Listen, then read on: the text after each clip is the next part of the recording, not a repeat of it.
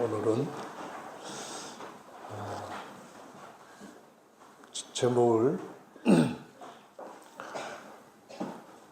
예수께서 사마리아 사람한테 말씀하신 것처럼 10사람이 다 깨끗함을 받지 아니하였느냐, 그 9은 어디 있느냐, 이 말씀 중에 그럼 우리는 어디 있느냐, 이런 우리 자신 앞에 묻는 말씀을 가지고, 물으시는 말씀을 가지고 은혜를 나누겠습니다.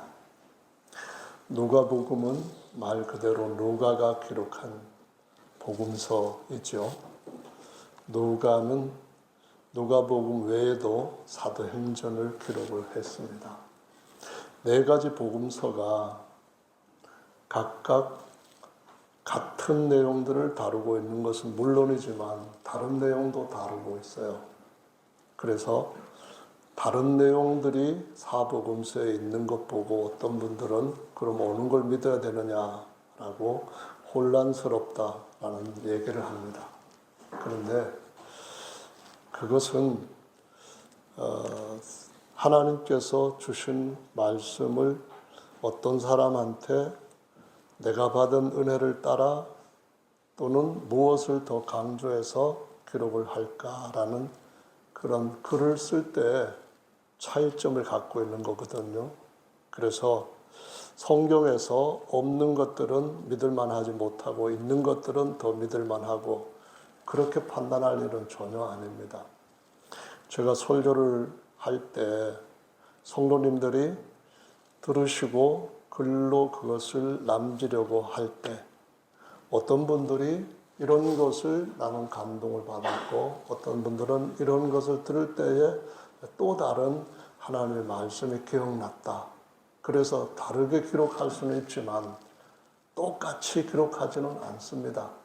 그 마찬가지로 각자가 받은 은혜가 다르고 또 누구에게 전하려고 할 때 요거는 지금 얘기하는 것은 좀 그렇고 나중에 얘기하고 이 사람한테 얘기하기보다는 그 사람이 더 필요한 말씀이겠다. 그래서 필요한 말씀들을 다르게 쓰는 것처럼 차이가 나는 것은 복음서 4가지가 다 다르게 차이 나게 마련입니다. 그런데 그런 내용들이 그러면은 어떤 것은 부족해서 보완이 필요하냐? 그런 것도 아닙니다. 다 맞는데 어떤 주제에 대해서 하나님께서 주신 은혜를 찾으려고 할 때 더 아주 크게 자세하게 은혜를 줄 수 있는 그런 복된 면도 있는 것과 없는 것을 같이 볼 때에 우리에게 더해 주시는 복이 된다는 사실을 알려주고 있습니다. 그러니까는 기록자마다 조금씩 다르죠. 마태는 세리였는데 원래는 이 마태가 레위라는 이름으로 불렸어요. 레위라고 하는 이름은 레위 지파 자손이라는 거고 다른 11지파들이 땅을 기업으로 받아가지고 대대로 팔지도 못하게 계속 계승하게 하셨지만 레위 지파는 땅이 없어요. 뭘 살려면은 성전에서 하나님을 잘 섬기는 성도들이 하나님 앞에 드린 것들을 분기소로 삼아서 살아갈 수밖에 없는데 레위가 제사장 일도 얻지 못하고 정치에 같이 연루되어 있는 그러한 레위의 후손들만 독점을 하다 보니까 살 길이 막막한 거예요. 그러다 보니까 어떻게 했냐면은 장사를 하거나 아니면은 세리를 하거나 장사하는 것은 그렇게 욕먹는 일은 아니죠. 근데 세리는 그 당시에 이방인으로 취급을 받을 정도로까지 죄인으로 여겼어요.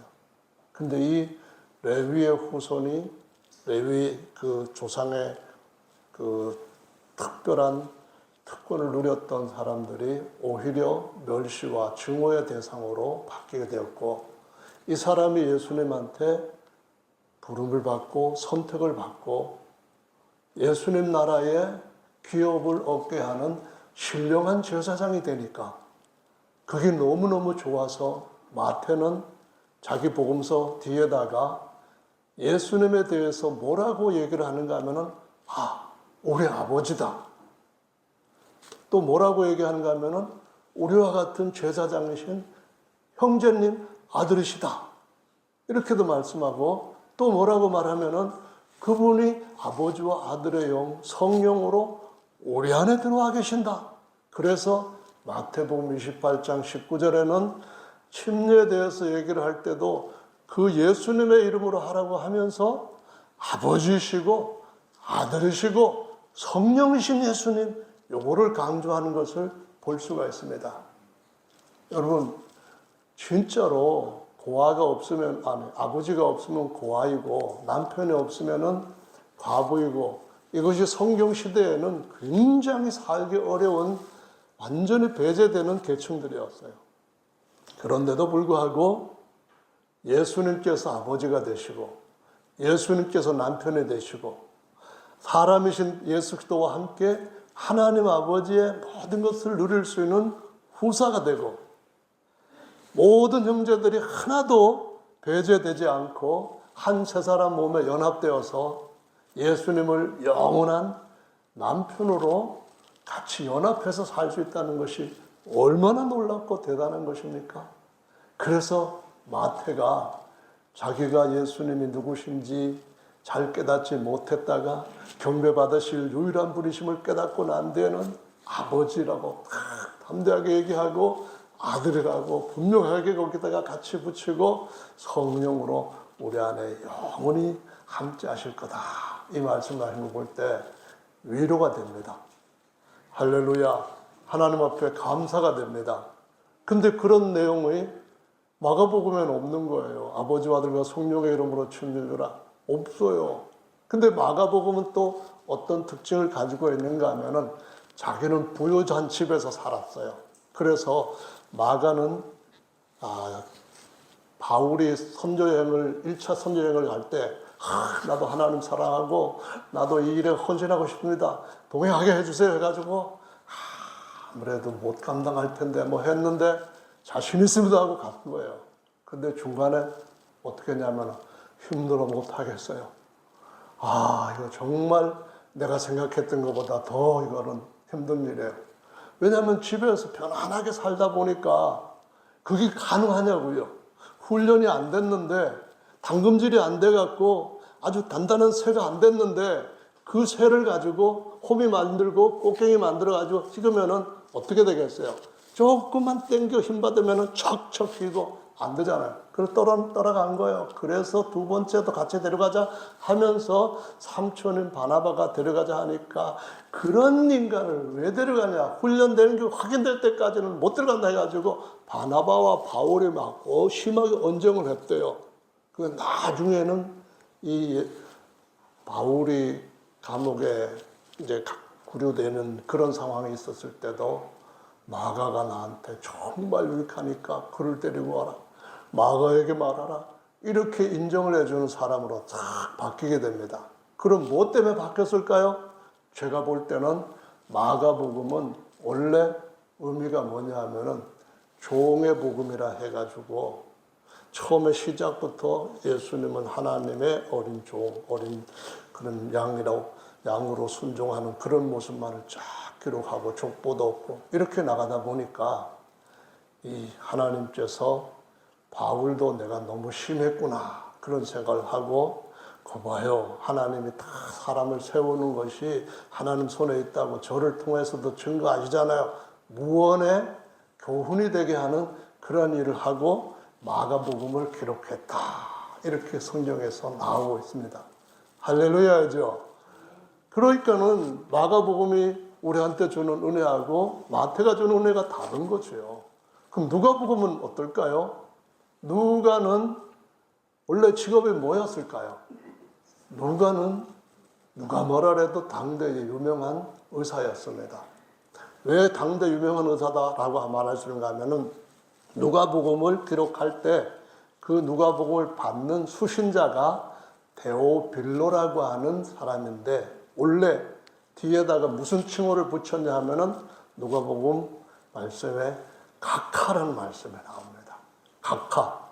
각하는 뭐예요? 옛날 우리가 군부 시절 그런 때에 대통령을 부를 때 각하 이렇게 불렀습니다. 요즘은 각하라고 안 부르죠. 그럼 요즘 뭐라고 부르냐면 그냥 뭐 우리 집사님 뭐 이렇게 할 때처럼 성도님 할 때처럼 님자를 붙입니다. 대통령님 그렇게 부르는데 성경시대 각하는 아주 높은 지위를 가리키는 거예요. 그 친구한테 첫 번째 쓴 누가복음에서 그에게 보내는 글을 쓰는 거예요. 그러니까 이 사람이 누가라고 하는 그 유명한 의사가 하는 말이라면은 한번 신중하게 더 들어봐야겠네 하면서 쭉 했는데 두 번째 쓴 편지가 아니라 글이 누가가 기록한 글이 사도행전입니다. 바로 이어서 보낸 편지가 전에 첫 번째 보낸 것은 이렇게 해가지고 예수님 부활하시고 그 다음에 형제들이 모여서 성전에서 하나님 앞에 예배드렸던 그것에 대해서 썼는데 이번에는 하나님의 교회가 어떻게 됐는지 또 진술해서 당신한테 보냅니다. 이렇게 쭉 나옵니다. 그런데 거기서 특이한 것은 누가복음에서는 각하라고 불렀던 이 존귀한 사람을 사도행전에서는 각하란 말을 빼고 그냥 편안하게 씁니다. 그건 뭘 의미하느냐면 우리가 처음 어떤 사람을 대할 때 굉장히 조심스럽죠. 다른 교회에서 오신 분들한테 다른 교회에서는 뭐 권사님 하시고 장로님 하셨는데 아니 물과 성녀로 나지하는 분한테 무슨 권사님이고 장로님이야? 그러면서 그냥 형제님 이렇게 부르면은 그분들은 가르침을 모르는 상태에서 와 나를 진짜 엄청 무시하는구나. 이런 교회라면은 진짜 모든 사람들이 다 교만으로 돌돌돌돌 뭉쳐있겠구나. 이런 생각을 하고 내가 이런 데 오면은 저 사람들처럼 교만해야겠다 하면서 얼른 발을 끊겠죠. 그러니까 그분들한테는 존칭을 가능한 붙여주는 거죠. 아유, 권사님, 아유, 집사님, 뭐 이렇게 붙여주지만은 그런 가운데서 우리가 진리의 말씀대로 해야 된다고 하는 것을 등한시하는 건 아닙니다. 영혼을 중시하고 사랑하고 언젠간 그 사람도 뭘로 불러도 조금 더 마음에 불편함이 없는 성도로 자라게 하기 위함인 줄로 압니다. 그렇죠? 아멘? 여러분들이 저한테 권영재님 그래도 제가 그 사람 보고 탁 찍어놨다가 설교 때마다 맨날 패고 그런다면은 성도님들은 아마도 그 형제라고 부르는 것 그런 거 대해서 단련이 돼서 믿음이 탁 좋기 때문에 시험 안 드실 거예요. 그런데 그렇게 하는 저는 주님 앞에서 엄청 야단맞게 될 거예요. 주님께서 우리한테 어떤 호칭을 부르게 할 때는 그를 존중해 주는 것이 있는데 사도행전에서는 데오빌로라고 하는 그분한테 각하란 말을 빼고 그냥 평안한 형제처럼 이 사도행전을 쭉 써서 바울이 마지막 선교를 할 때까지 자기가 같이 했던 이야기를 풀어줍니다.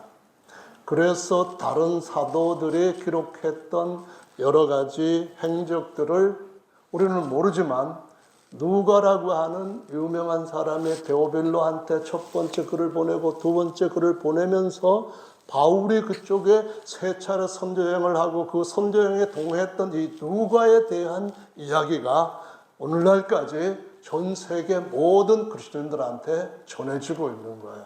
근데 이 누가가 그만큼 데오빌로한테도 신임을 받을 수 있는 사람이었다고 하는 것은 어떤 변화가 있었기 때문이냐, 어떻게 데오빌로도 바꿀 수가 있었느냐, 그것은 다름 아니라 누가가 전에는 사람의 육체를 치료하는 의사였지만 바울을 만나고 하나님을 만나고 그리스도의 사람이 되었을 때는 그는 육체뿐만 아니라 더 깊이 있는 영혼을 치료하는 의사가 되었고 바울이 디모데에게 보낸 옥중 서신 마지막 서신에서 뭐라고 얘기하냐면은 다 가고 다 어떤 사람은 보내고 내가 마지막 얼마 안 있으면 순교를 당할 건데 나와 함께 있는 이는 오직 누가뿐이니라 하는 말을 함으로써 이 사람이 하나님의 종으로서 그리스도의 형제들의 동력자로서 얼마나 신실한 사람으로 하나님 앞에 헌신했는가 하는 것을 그를 통하여서 보여주고 있습니다. 할렐루야. 그러면은 누가가 무슨 병을 치료했을까요? 누가가 치료한 병은 오늘 찬송을 보니까 첫 번째 찬송은 형제 사랑으로 사랑합니다. 이렇게 그거 빼고 마지막 찬송 뭐죠? 마지막 찬송이 가사는 성령이 나와 함께 계시네 했는데 거기도 들어간 건데요. 그러니까 안 들어간 것이 없다고 할 수 있는데 다 찬송을 뭐로 했냐면은 우리를 죄에서 치료해 주셨다, 건져 주셨다, 구원해 주셨다. 그 다음에 또 보면 죄에서 자유를 얻게 하면 죄에서 자유를 얻게 하면 죄에서 됐다. 그 다음에 또 뭐야? 내 죄 사함 받고서 예수를 안 돼. 여기 또 죄 나오고 그 다음에는 편찮는 주님의 사랑과 여기서도 죄 나오고 죄에서 치료해 주시는 이것이야말로 보통 큰 의술이 아니다. 어마어마한 하나님 앞에 특별한 명의다. 이것을 가르쳐주고 있다. 이거 아닙니까? 할렐루야. 그래서 누가복음에 보면은 다른 복음서에 없는 내용들이 들어가 있어요. 한 30몇 가지가 되는데 다른 복음서에 없지만은 그 복음서에 없는 것들 중에 다 찾기는 그러하죠. 근데 이 복음서 중에 있는 것, 우리가 볼 때 굉장히 뭐랄까 오늘 설교 말씀과 연관돼서 중요하다 할 수 있는 그런 것들을 보면은 꽤 있어요. 꽤 있는데 누가복음에서 우리한테 보여주시는 가장 중요한 것 중에 첫 번째 예를 들자고 한다면은 다른 복음서에는 침례요한에 대한 출생에 대한 배경 같은 게 없어요. 마태복음에도 없죠. 마가복음에도 없죠. 요한복음에도 없죠. 근데 하나님이 보낸 사자다. 그냥 이렇게만 나오잖아요. 근데 이 침례요한에 대한 기사가 누가복음에는 있는데 누가복음에는 뭐라고 나오는가 하면은 침례요한이 기적적으로 엘리사벳 엄마한테서 태어나는데 태중에서부터 침례요한이 성령으로 충만함을 받았다. 그렇게 나와요. 그러고 난데 마리아에게 천사가 가서 수태를 고지하는데 그걸 듣고 엘리사벳한테 찾아갔을 때 이 엘리사벳이 마리아의 방문을 받고 은혜로운 사람이 방문하면 좋은가 봐요. 엘리사벳도 성령 충만함을 받았다. 이렇게 나와요. 하나님께서 아버지 스가랴한테 내 아내가 아들을 낳을 거다 했더니만 아이고 할머니가 무슨 얘기를 낳아요. 안 믿었더니만 너 낳을 때까지 내 말이 이루어질 때까지 너 말 못할 거다. 벙어리 돼가지고 그때부터 소판에다가 글 써서 의사 전달을 했어요. 근데 딱 침례요한 태어났을 때 그가 입이 쫙 열리면서 침례요한에 대한 예언을 쫙 합니다. 그때 이 스가랴도 성령 충만을 받았대요. 다른 데 안 나오는 거예요. 그러면 한 가족 3명이 다 성령 침례를 받았는데 그러면 성령 침례를 받았다고 했지만은 그때까지 성령 받은 사람이 하나도 없고 이 말은 도대체 사도 요한이 왜 그렇게 안 맞는 것 같은 말을 했느냐 의문을 가질 수 있게 되거든요. 중요한 건 뭐예요? 성령을 충만하게 받는다. 그 말은 구약시대는 하나님의 영이 일시적으로 충만하였지만 잠깐 들렸다가 그냥 그 다음날 가시는 것 같아요. 아브라함의 장막에 하나님께서 사람의 모습으로 쫙 방문하셨어요. 장막 안에서 딱 상을 차려놓고 아브라함과 사라가 차려준 음식을 딱 먹었어요. 그런 대화를 해요. 그러고 난 뒤에 아브라함의 장막에서부터 하나님이 더 가셔요. 그럼 아브라함의 장막에 아브라함만 있는 거예요. 여러분, 우리의 장막에 하나님께서 영원히 쉬실 수 있는 거처로 삼으시려고 한다면은 먼저 해결해야 할 문제가 정말 큰 게 있는 거예요. 그게 뭘까요? 죄에 의해서 자유를 얻게 하는 그것입니다.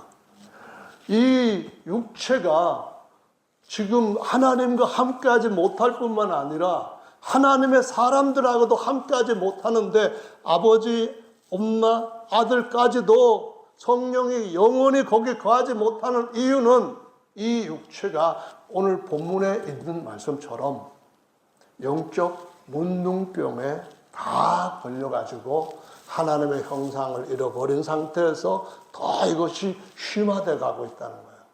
그러니까 사람, 형제들, 가족들도 함께하지 못하는 그러한 몸에 하나님께서 어떻게 영원히 거할 수가 있겠습니까?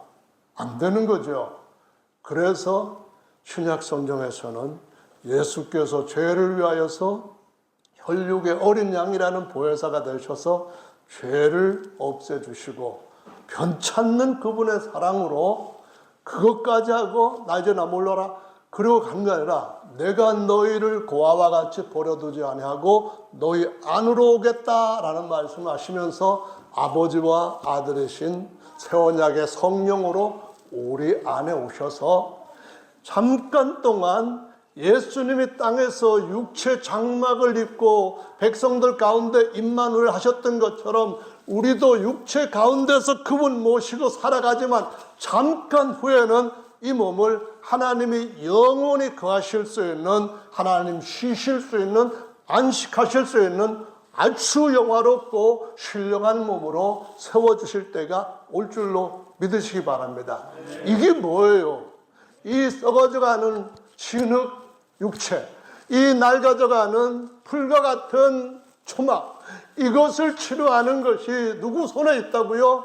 바로 의원이신 예수님한테 있는 줄로 믿으시기 바랍니다. 그래서 그분을 치료하시는 야훼라고 해서 출애굽기 15장은 야훼라파라고 말씀합니다. 야훼라파라는 말씀은 바로 우리의 영혼을 치료할 뿐만 아니라 이 하나님의 형상이 될 육체까지도 신령하고 영화로운 땅으로 바꾸어 주시는 그 치료하는 일을 하시기 위해 오셨다, 이 말씀을 하시는 겁니다. 그럼 뭘로 치료하실까요? 말씀으로 천지 만물을 지으신 그분이 말씀으로 치료하시는 줄로 믿으시기 바랍니다. 치료하는 말씀 찾아가지고 그 말씀에 연합되면 치료가 된다는 거예요. 하나님 앞에 귀신 쫓아내달라고 하면은 귀신 쫓아내주겠다는 그 말씀 따라 기도하면은 하나님이 그 구하는 대로 응답해 주신다는 거예요. 하나님께서 내가 내 육체의 병뿐만 아니라 영혼의 병을 치료해주겠다 하는 그 말씀을 하신 것을 알고 그 말씀을 따라 연합하면은 우리 영혼도 영원히 영적 문둥병에서부터 치료받고 더 구약 처음 때 아담 때보다 더 신령하고 영화로운 몸으로 바꾸어 주시는 그 세우시는 일을 하신다라고 말씀하시고 있습니다. 할렐루야. 그래서 새 창조의 하나님 정말 놀랍고 너무나도 귀한 분인 줄로 믿습니다. 할렐루야. 그래서 마태복음에서는 침례에 대한 얘기를 할 때 너는 가서 모든 족속으로 제자를 삼아 아버지와 아들과 성령의 이름으로 침례를 주고 이렇게 기록되어 있지만 누가복음에는 달라요. 누가복음 24장에는 어떻게 했는가 하면은 치료하는 의사다 보니까 뭐를 강조하느냐 하면은 회개를 강조해요. 회개라는 마음은 마음을 고치는 거예요. 구약 성경에 보면은 정직한, 정직 뭐 이런 단어가 많이 나오는데 신약 성경에서는 검색을 해보면은 정직이라는 말이 한 번도 안 나와서 제가 깜짝 놀랐어요. 왜 안 나올까요? 이 정직이라고 하는 말이 정자가 바를 정자예요. 이렇게 5개 할 때 하는 것처럼 바를 정자예요. 직자가 무슨 직자냐? 곧을 직자예요. 바르게 곧다 그 말은 뭐예요? 꾸불꾸불 뱀같이 그런 것이 아니고 똑바르다 그 말씀입니다. 좌로나 우로나 치우치지 않고 곧은 길을 우리 심령 가운데 내시기 위하여서 침례한 먼저 보내가지고 가장 놀라운 기적을 행하게 하신 것이 바로 회개케 하는 침례를 베풀며이라고 기록을 하고 있습니다. 마음을 평탄한 길로 닦으래요. 그래야 하나님이 오신대요. 마음을 꾸불꾸불한 길이 아니라 이렇게 곧은 길로 닦으래요. 어떤 사람은 육신적으로 자기가 원하는 것 하나님으로 주시면 좋아가지고 그냥 팔짝 뛰고 막 방방 뛰고 그랬는데, 하나님이 그 사람을 다루기 위해서 어떤 사람을 붙여가지고 괴로움을 주거나 아니면 생활 가운데서 힘든 일을 하거나 아니면 괜히 가다가 자빠져가지고 깨지고 부서지고 막 그런 일을 하면 손해를 보고 막 그러거나, 그때부터는 하나님이 왜 이렇게 나한테 고난을 주시고 뭐 어쩌고 저쩌고 막 그런 식으로 하나님 앞에 나가기 시작합니다. 인생이 힘들다가 보니까 이거는 내가 원하는 길이 아니라면서 하나님 원하는 길이 내 길이 아니니까 나는 내 길 가겠어, 그렇게 말하지만은 마음이 고든 사람들은 곧장 갑니다. 평탄한 길로 갑니다. 교만해져 가지고 산처럼 그냥 자기 혼자 영혼이 있다는 그런 생각하지 않고 갈골장이처럼 퍽 꺼져가지고 하나님께서 나한테 이제는 아무 관심도 없다, 그런 식으로 절망하지 않고, 하나님은 변함이 없고 변함이 없는 그분한테 나도 변함없이 신실한 그 하나님과 함께하겠다, 이 말씀을 따르게 되면은 이 심령에는 진짜 제대로 된 정직한 영을 새롭게 하시고 하나님께서 우리와 항상 같이 가실 수 있는 고든 대로가 열리게 되는 줄로 믿습니다. 아무나 갈 수 있는 길이 아니고 하나님 앞에 마음을 제대로 말씀대로 닦은 사람, 그거거든요. 그걸 뭐라고 하냐면은 회개라고 하는 겁니다. 고치는 거죠.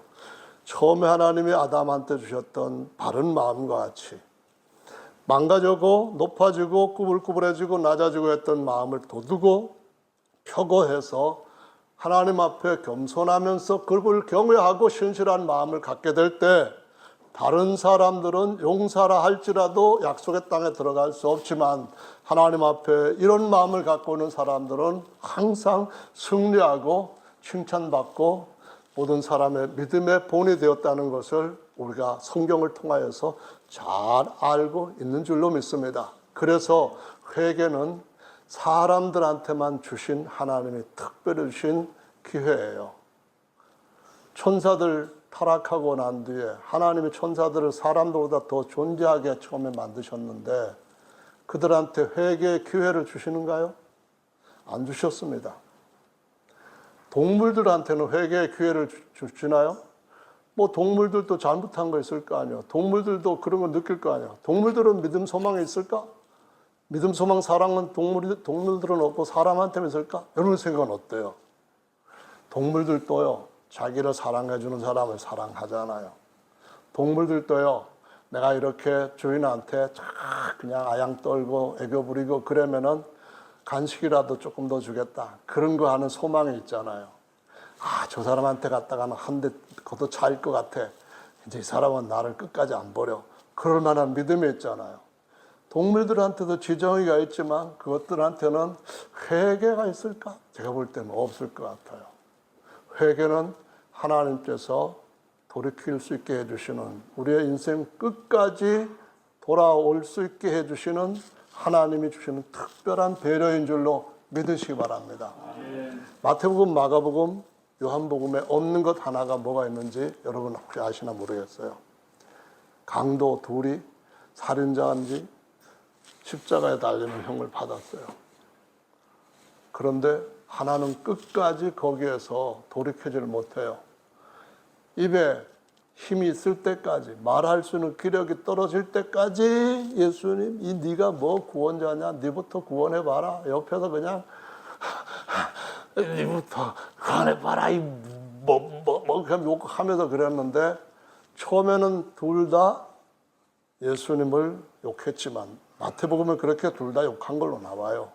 누가복음에는 마지막 한순간을 놓치지 않고 기록을 해요. 뭐라고 하는가 하면은, 우리는 우리 죄 때문에 십자가에 달려 죽는 것이 당연하지만 저분은 죽으실 이유 죄가 하나도 없다. 그러면서 마지막 예수님한테 뭐라고 해요? 예수여, 주님의 나라가 임할 때 저를 좀 기억하여 주시옵소서. 이렇게 했는데 그 마지막 돌이키는 은혜가 네가 오늘 나와 함께 낙원에 있을 것이다.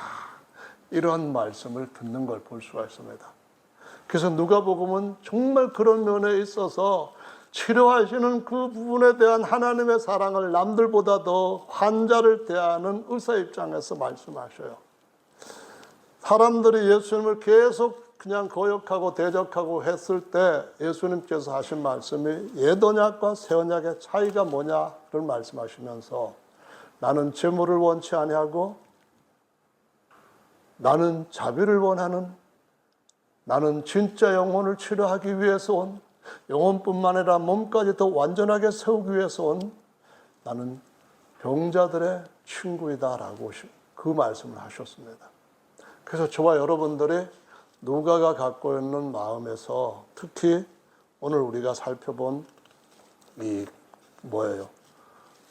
문둥병 환자에 대한 마음을 다른 사람들은 관심을 좀 못 가질 수 있지만은 누가는 의사로서 죄사장만이 치료하실 수 있는 더 완전한 질병에 대한 것들을 간과하지 않고 여기다가 우리한테 주시면서 주님이 우리를 영육간에 완전하게 치료해 주신다.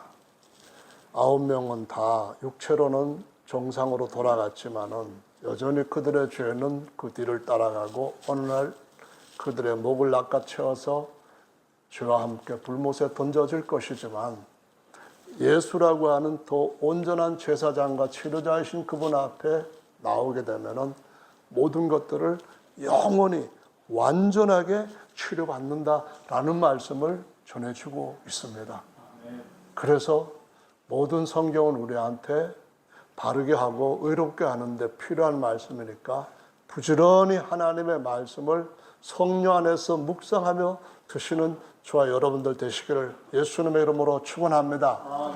잘 먹는 밥은 좋은 의사가 진단해주고 처방해준 약보다 훨씬 더 좋은 약인 줄로 믿으시기 바랍니다.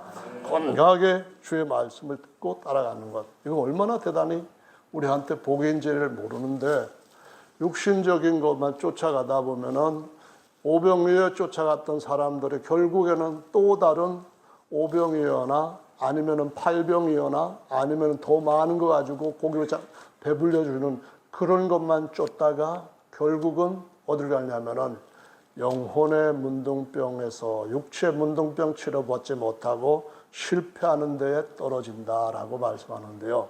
이것이 구약 성경에서 보면은 예시로 나와 있다는 것을 알 수가 있습니다. 복음서가 4개가 다 달라요. 근데 이 복음서 4개가 마태복음, 마가복음, 누가복음, 요한복음 이걸 갖다가 예수님이 어떤 분인가 하는 것을 부각을 시키고 강조하고 그 부분에 대해서 상세하게 볼 수 있도록 시각화하다 보니까 요거를 사람들이 잘 알고 인식이 쉽게 될 수 있도록 어떤 존재에다가 빗댄 것을 볼 수가 있어요. 그래서 요한계시록의 말씀에도 있지만은 그 이전부터 에스겔서에 보면은 1장 전체가 하나님의 영광의 형상의 모양 이거 나오거든요. 요 말씀은 창세기 1장에서 하나님께서 아담을 창조하실 때에 우리의 형상을 따라 우리의 모양대로 그렸는데 에스겔서에는 장차 어떤 하나님이 이루실 새로운 형상에 대한 것을 볼 수 있도록 시각적인 효과로 교훈을 주시고 있는데 거기에 4 생물들을 등장시키고 있어요. 어떤 사람들은 이걸 보고 이거 우주인인갑다 이렇게 얘기하거든요. 하나님은 우주에 사람 만든 그런 적이 없습니다. 우주인은 오직 우리밖에 없는 줄로 믿으시기 바랍니다. 아멘. 많은 별들 중에 특별한 별 하나가 있어요. 많은 동네 중에 특별한 동네가 하나 있어요. 많은 동네 중에 가장 주목받는 동네가 어떤 동네 아니면은 베들레헴입니다. 그 동네에서 모든 사람들을 치료하고 영생하도록 솟아나는 진짜 떡이 거기에서부터 구워진 줄로 믿으시기를 바랍니다. 그래서 우리가 그 말씀을 따라 사는 것이 알고 그냥 깊이 있는 말씀을 배우고 가는 것과 아무나 다 읽을 수 있는 그냥 글을 읽는 성경에 나와 있는 글들을 읽고 일생을 그냥 그런 신앙으로 마치는 것과는 질이 달라질 수 있고 인생의 결이 달라질 수 있는 줄로 믿으시기 바랍니다. 그래서 하나님의 말씀을 보는 것이 정말 중요한데, 이 4개 복음서가 바로 생물 4가지를 그대로 나타내 준다는 겁니다. 마태복음은 하나님의 아들이 세상에서 영원토록 왕노릇할 건데, 왕노릇하기 전에 그분이 먼저 멸해야 될 대적, 더 강한 임금은 세상신 마귀와 사망과 죄라고 하는 걸 이기는 것이 먼저 우선돼야 되고, 나머지는 그의 형제들, 그의 몸된 교회들에게 맡기셔서 다시 오실 때, 그때는 모든 것들에 그 전쟁에서 예수님과 더불어서 승리하며 그분 왕으로 오실 것을 준비했던 그분의 충성된 종들, 아들들에게 영원히 왕노릇하게 물려주실 것이라는 말씀을 하시고 있습니다. 할렐루야. 죄와 사망이 이겨졌으면 나머지 우리가 능히 이길 수 있는 줄로 믿습니다. 왜 예수님께서 십자가에 달리실 때에 요한복음에서는 이런 말씀하셨는지, 사도 요한이 예수님이 돌아가실 때 그 자리에서도 그냥 그는 있었고 도망가지 않았고 끝까지 주님의 은혜 가운데서 순교당할 세계도 지켜주시는 그런 걸 딱 보고 난 뒤에 다른 복음서에서 기록하지 못했던 것을 딱 보게 했는데, 그게 뭐냐면은 인자가 들려야 할 것인데 모세 때에 노뱀이 들린 것처럼 인자가 들릴 것이다, 이 말씀을 한 걸 볼 수 있습니다. 요한복음 3장에서 요한은 어떻게 그걸 알았을까요? 하나님께서 그분과 동행을 하는 모든 사람들한테 가르쳐 주었던 걸 기억나게 하시고 더 깊은 것들을 깨닫게 해주심으로 요한복음에는 신령한 하늘의 은혜와 진리와 깊이 있는 떡이 풍성하게 기록되어 있는 것을 볼 수가 있습니다. 오병이어 기록에서 다 들어갔던 얘기가 다른 복음서에는 없지만은 사도 요한은 이 말씀의 떡이 얼마나 중요한지를 알기 때문에 그는 이렇게 요한복음 6장에다가 그 말씀을 떡하니 기억하여 기록하고 우리한테 이거 정말 중요한 떡이니까 어디 냉장고 깊숙이 집어넣고 나중에 보니까 너무 오래돼가지고 못 먹게 됐다, 그런 일 없도록 매일매일 썩지 않는 떡을 먹어야 된다라고 가르쳐 주는 줄로 믿으시기 바랍니다. 여러분, 냉장고 안녕하십니까? 안에 있는 것들도 잘 안녕하십니까? 여러분 속에 계시는 말씀이 여러분을 이끌어 가시는 참된 목자이신 성령의 인도하심을 따라 좀 더 풍성한 매일매일의 데일리 브레드가, 일용할 양식이 가득 상에 올려오게 되는 은혜가 있기를 예수님의 이름으로 축원합니다. 식사하실 때 육신의 밥 옆에 하나님의 말씀도 딱 생각하면서 대화할 때마다 하나님께서 주시는 그 말씀으로 인하여서 밥맛은 아무리 맛이 없어도 맛있고, 하나님의 말씀은 아무리 맛이 없는 것도 맛이 없는 게 없고, 이렇게 해서 매일매일 주님 앞에서 자라갈 수 있는 속사람의 강해지는, 더 커져가는 그런 은혜가 우리 예수님 침례교회 성도들 모두에게 있게 되기를 예수님의 이름으로 축원합니다. 4개의 생물, 두 번째는 소입니다. 마가복음 소입니다. 누가복음 사람 인자입니다. 요한복음 하나님의 아들 독수리입니다. 이것이 요한계시록의 4장, 5장, 7장, 19장 계속 나오는 걸 볼 수가 있어요. 마지막까지 이것이 나와가지고 하나님께서 이 땅에 육체를 입고 사람의 형상 안에서 사람을 통해 어떤 일을 하셨는가를 보여주셨던 4가지의 것들이 요소에서 때마다 일마다 우리한테 이렇게 은혜를 끼치고 있다라는 것을 보여주시고 계시니까 저와 여러분들 우리 주님 안에서 정말 승리하시고 복을 누리시는 은혜가 있으실 줄 믿습니다. 할렐루야. 아멘. 예수님께서 누가복음에서만 말씀하신 것 중에 하나가, 누가복음에 보면은 예수님이 첫 설교를 하신 것이 나옵니다. 4장에서 누가복음에 고향에 가셔갖고 설교를 딱 하시는데, 은혜의 해를 전파하시면서 회당에서 말씀을 쫙 얘기하셨는데 사람들이 안 받아들이는 거예요. 안 받아들이는 이유는 말씀 깊이가 없어서가 아니고 성경 말씀 읽을 줄도 모르는 배우지 못했기 때문도 아니고 단지 한 가지, 저 사람 밖에 나갔다 오기 전에는 우리 동네에서 목수를 했는데 그때는 목수는 열심히 하다가 왜 갑자기 선지자처럼 나와가지고 엉뚱한 소리를 하고 있는 거야. 그래서 오히려 죽이려고 다른 데로 밀고 와서 절벽에서 떨어뜨리려고까지 했다고 그런 말씀이 나오면서 그때 예수님이 뭐라 했냐면은 선지자가 고향 밖에서는 죽는 법이 없다. 선지자가 고향에서 환영받는 예가 없다. 그런 말씀을 하시면서 뭐라고 말씀을 하시는가 하면은 두 가지 예를 하십니다. 엘리야 때에 이스라엘에서도 과부가 많았는데 한 사람도 하나님이 그 과부한테 보냄을 받아서 간 사람, 그래서 하나님의 사람을 영접한 사람은 없었다. 그런데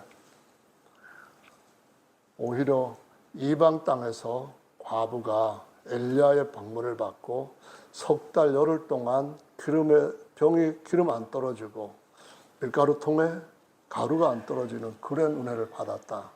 사렙다 과부 얘기를 하십니다. 두 번째로는 또 뭘 얘기냐면은 엘리사 때에 이스라엘 땅에도 엄청나게 많은, 여기도 보면 10명 있잖아요.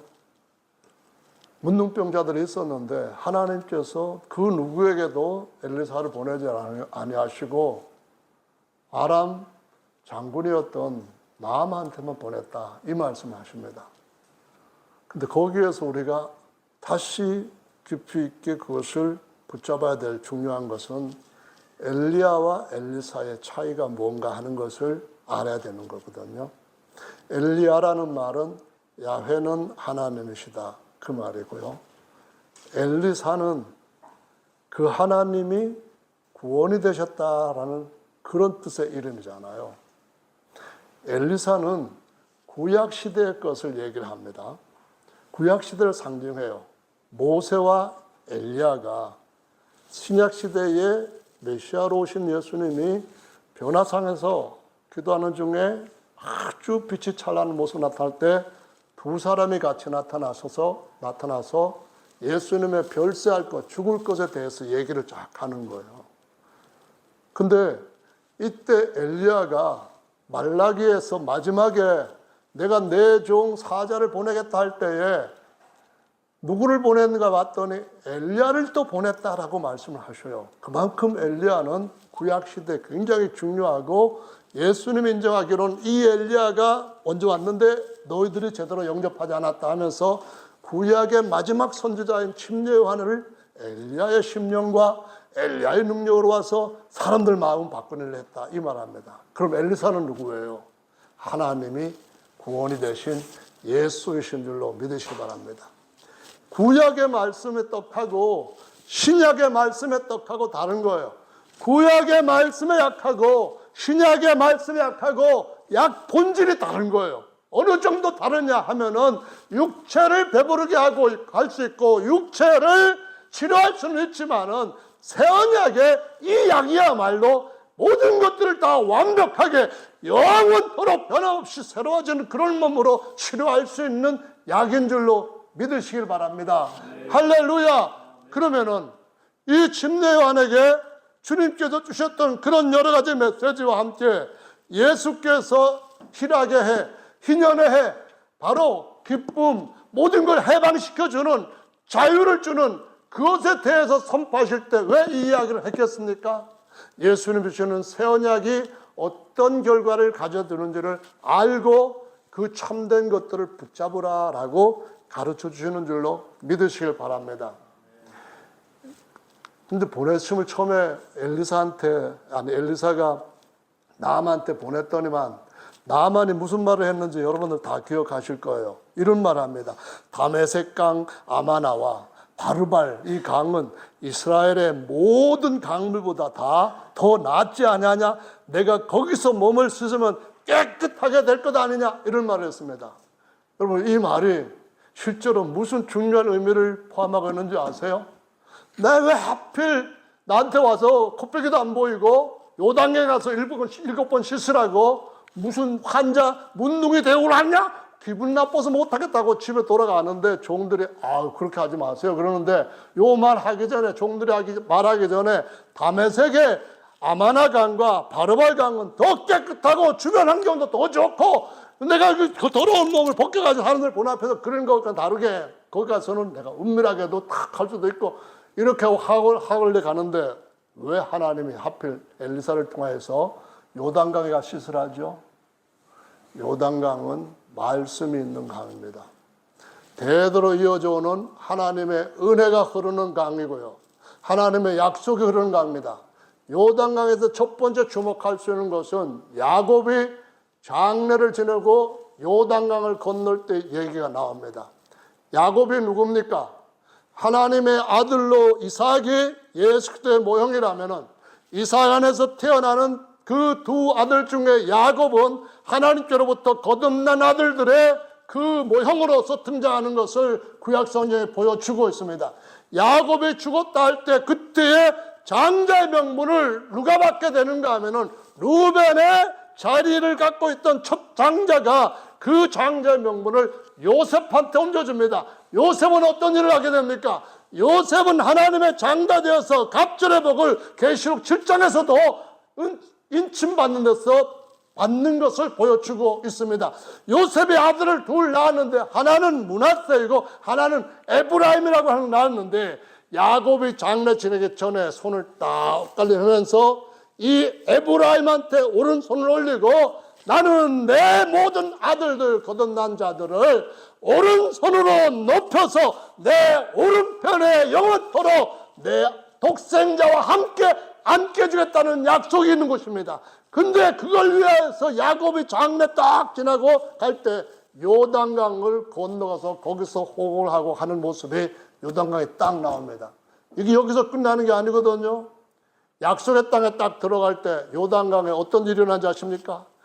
때는 홍수기라 물이 강둑으로 넘쳐 흐르는데 하나님께서 요수에게 말씀하시기를 너는 언약궤를 맨 제사장의 발이 요단강물을 밟게 하라. 그리하면은 요단강물이 흐르는 것을 멈추고 위로 쌓아져 갈 것이다. 그런 말씀하시면서 너는 그 강가에 제사장발이 닿거든 이스라엘 백성들을 다 마른 땅을 건너게 하고 거기에서부터 돌 12를 취하여서 그 돌을 가져온 나에서 기념돌이 되게 하라. 이 약속이 다 요단강에 있는 겁니다. 그리고 난 뒤에 엘리야와 엘리사 때도 어떤 일이 난가 하면은 요단강까지 엘리야가 가는데 엘리사가 쫄쫄쫄 따라갑니다. 그런데 엘리야가 하늘을 다 올라가 있을 때 강을 다시 건너와야 되는데 어떻게 합니까? 가면서 옷을 벗어준 엘리야 옷을 가지고 엘리야의 하나님이야 엘리야의 하나님이요 막 그랬더니만 그가 구했던 대로 하나님께서 엘리사에게 갑절의 능력을 더해 주심으로 엘리사 사역은 놀라운 사람들 살리는 역사, 엘리야가 죽이는 역사가 계속해서 두렵게 일어났지만 자기도 마지막에는 죽고 끝나는 것으로 마무리하지만 엘리사는 나중에 죽어서도 그 무덤에 송장이 되어 뼈가 남았는데 죽은 자들을 집어 던졌더니만 엘리사의 뼈에 닿는 사람들도 다시 살아나는 역사가 일어났더라라고 말씀을 합니다. 갑절의 복이 뭔지 생각하십니까? 요셉에게 주는 복인 줄로 아시기 바랍니다. 갑절의 복이 무슨 복인지 아십니까? 욥에게 주시는 복인 줄로 믿으시기 바랍니다. 갑절의 복이 무슨 복인지 아십니까? 바로 장자에게 주시는 하나님의 특별한 복인 줄로 믿으시기 바랍니다. 그 외에도 예수님이 요단강에서 침례를 받으시고 요단강은 굉장히 중요한 의미 언약이 흐르는 강이요 우리의 죽음을 능히 이기게 하는 하나님께서 사망을 밟고 영원히 살게 하시는 약속의 강인 줄로 믿으시기 바랍니다. 여기서 해야지 뭐 어디 물 좋은데 산 좋은데 경치 좋은데 가고 한다고 해서 그것이 그 하나님께서 치료하셔야 될 의무가 있는 것이 전혀 아닌 줄로 믿으시기 바랍니다.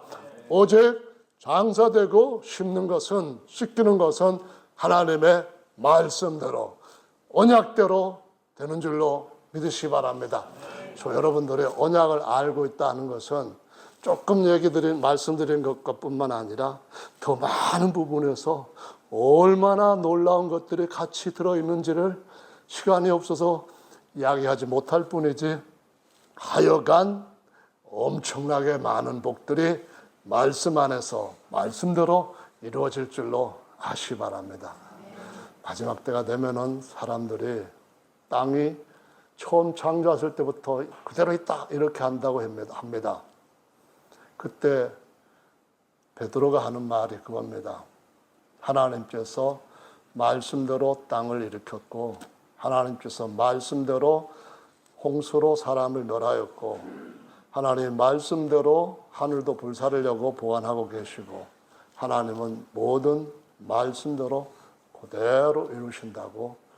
요걸 안 믿는 사람들이 교회 안에서 많이 일어나게 될 때 예수님 오실 때가 가깝고 우리의 구속이 코앞에 왔다는 것을 기억하라라고 말씀하십니다. 여러분, 말씀에다가 저 여러분들을 같이 그대로 연합시키는 은혜가 있기를 예수님의 이름으로 축원합니다. 우리 자신을 부인할 때, 우리가 우리 자신을 치료하는 회개 자리에서 떠나지 않을 때 하나님의 역사는 완성이 됩니다. 다 같이 찬송 한 장 하시고 함께 기도하는 시간 갖겠습니다.